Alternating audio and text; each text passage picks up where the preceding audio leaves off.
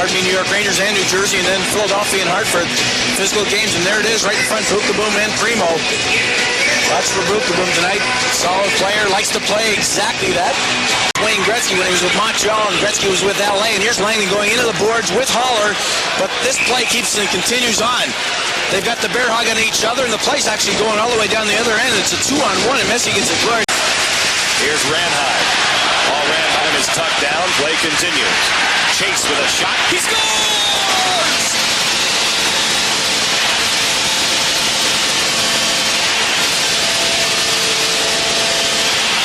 Well, when Kelly Chase scores, this is what happens afterwards. Mayhem. Kevin Haller was hit after that goal. He's in front of the net right now, down on his knees. Bud Gouvet's coming out to see how Kevin Haller is. I missed that part. I was watching Kelly Chase because it is his first goal of the year. They're caught napping a little bit here. I think it does hit the defensive. Boy, it goes top shelf on Richter. He's down waiting for that low shot.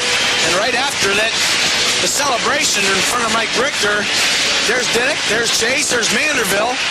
And I don't know what happened there. Messier may have came in and stabbed Haller from behind. And we had talked about that, John, early. They're going to, I think, go after Kevin Haller. There's Ranheim, there's Messier. Now watch Messier down on the bottom of your screen. Watch what happens here. He's yelling, he's crying, and oh, there's the butt in right to Haller. Oh, man. Haller grabbed him in the shoulder area, and Messier gave him the butt in right in the stomach. Yeah, and Gretzky now is really protesting at the referee's crease with Paul Dvorsky. You see it right there. Oh, Wayne's upset early. We've not even played 8 minutes, just about 8-10. And Gretzky fit to be tied. Well, I think with Messier yelling the way he was, and we could see the expression on his face, obviously everybody was paying attention to him, I think referee-wise, so if they were paying attention, they would have seen Messier butt in Haller right in the chest. And you never know where it's going to go. And there it is. There's Messier. Watch this. Boom. Oh, that is the butt end of the stick. And, of course, there is Chase. He got a nice left in on Messier. Just happened that everybody else was there, too. And behind the net, Gretzky there. Vorobiev camped out. Burke there to make the save. Whalers working ahead along the boards. Big hit on Samuelson, thrown by Kapanen. Play continues. The Whalers work it out. Welcome back to the Civic Center. 4-0 for the Hartford Whalers. Kevin Haller on Wayne Gretzky. Now watch this. This is a little bit of a dive, I would call it, but the referee is right there. Look at this. Oh, look at Wayne. Just can't keep his feet on the ice. He goes down. That's a 2-minute penalty. But remember what happened last game in New York? Well, watch this. Haller on Gretzky. Watch Haller here. He punishes Wayne from behind. Watch Gretzky. Oh, the right hand hook. Tell you what. Would have KO'd Haller if it hit him. Noonan alone in front. It's tipped away. Sanderson gets to it. They work it out. Sammy Kapanen. Sanderson was hog-tied. We'll have a penalty here against the Rangers. O'Neill shot is blocked. Delayed whistle. Burke races off. Finally touched up by New York. The Whalers go back to the power play. Darren Langdon going up because he said hog-tied, but there's more action down here on the near boards now. Gerald Diddick, Jeff O'Neill in this scrum. And the tension is building, I think, for the New York Rangers. A lot of pressure on this club to perform game in and game out with the media. Jeff O'Neill in the middle of that battle with Gerald Diddick. Sanderson pulled down in the neutral zone by a aggressive player tonight. Darren Langdon has been all over the ice, and here we see Sanderson. Langdon goes down and he takes the feet out from underneath. I'll tell you, that's a serious situation, or you can easily snap your neck back, hit your head on the ice. We're going to have some extra penalties. Old Samuelson going off with Jeff O'Neill. Here's what happens. O'Neill goes in. Remember, it's a delayed whistle here. Gets the puck to Sammy Kapanen. There's yellow by O'Neill. The shot by Samuelson. They hold on to each other. And then they go at each other. Of course, old Samuelson, you strip him of that helmet, and then he loses that mask. Then he ties you up. You're inferring something. Well, you know. Well, if you want to wear one, that's fine. Yeah.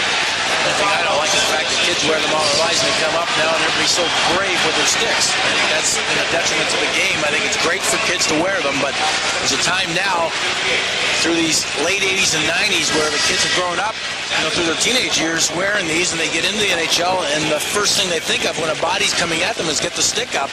When you have a cage on or a shield, it blocks it. But now, when you get to the National Hockey League, you don't wear that, you lose your teeth. I don't disagree with a situation like that. Throw it down. I mean, the score 6-1. Edinburgh was a little bit tired. You can see, wanted to get off the ice, so he threw it off. And then we have Stu Grimson talking to Langdon. Langdon's been a pesky player all game long, and Stu Grimson, of course, having a couple of choice words to Darren Langdon. Kelly Chase was over there too, and Hyde's been trying to separate Langdon. Langdon shaking his head. Stu's got great stories on the ice. Yeah. He really does. Stu has definitely been an influence, whether he's on the bench or not. He loves to talk to people that are trying to make an impression to the Whalers, and he can do that. He's intimidating. Again, he played his 400th game the other night in Philadelphia, which is a milestone, and helps the bank account also. Yes, it pension does. plan. Little security for the future. Driver right on. Burke melts it down.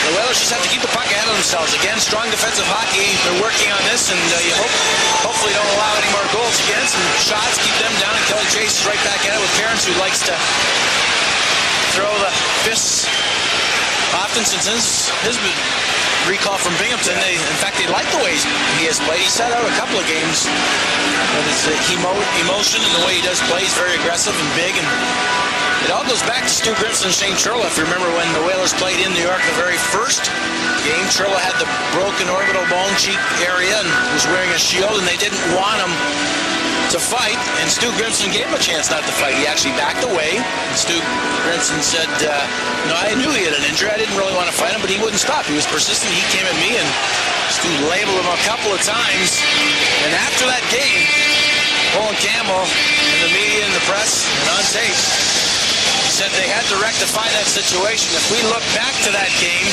Stu Grimson was an influence, and here's Shane Churla. You see he's wearing a shield. He was aggressive. Was after Featherstone there.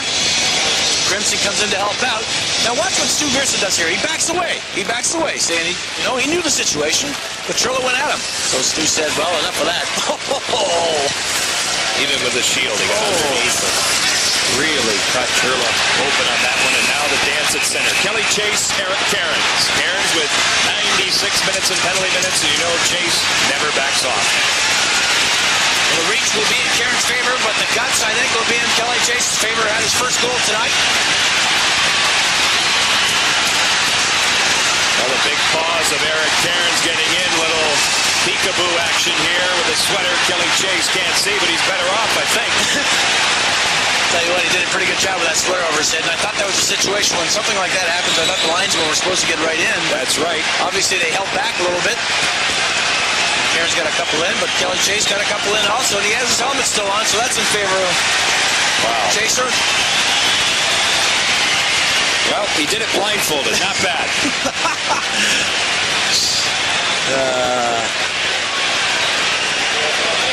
Good to see. Great team player.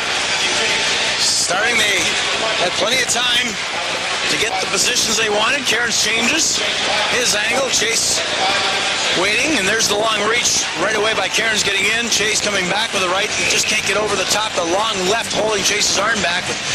That's more of the fight that Chase would want, getting in close so he can get up and into him. Cairns stops here. Look at that. He gets that sweater up and over Chase's head. Chase has got his helmet on there, so I guarantee you that Cairns was hitting the helmet there quite a bit. Earlier, Kurt's decision playing much better the last couple of games. Very strong, and here we are again. Tempers are flaring, and that's Sammy Kapanen, I believe, and Brian Leach. Is it? They're all Samuelson. I think it's Samuelson. Yeah, I think so too. They're right in the middle of that melee. Yeah, it's Samuelson. Yeah. Now, watching the great defensive coverage again by the Whalers down low.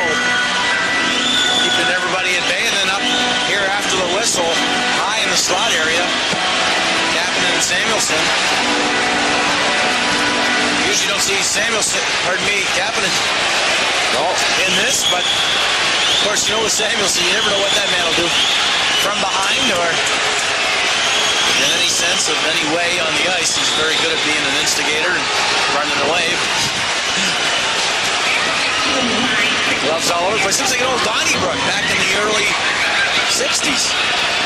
Yes, it certainly does, with all the driftwood and gloves and other equipment on the ice. And it's not over yet as more words are exchanged on the way to the penalty box. Oh, and let him go, Reaper. It's Glenn Featherstone. Mandeville in there. There comes a time when you hate to be a linesman. You may as well just let him go and get the frustrations over with. Yeah, especially in this bevy of humanity. Now it's Grimson and Langdon. Here we go. Stu got a couple of quick lefts in. I think surprising Langdon. He's got the sword over the head. Here we go. Peekaboo 2. Look at this. You can pick up pointers, isn't it? Wow. Oh, my. I think that would hurt. Mercy. See, even a little veteran like Stu Grimson can pick up pointers on the Kelly Chase fight.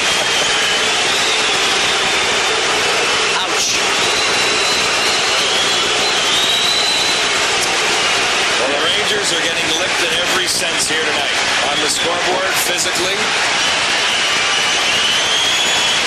Langdon's been asking for it all night. Yes, he has. He's played a good game. He's up here for a reason, and that is the only reason, really, to be an aggressive player on the ice of the New York Rangers is trying to break his stick, I guess.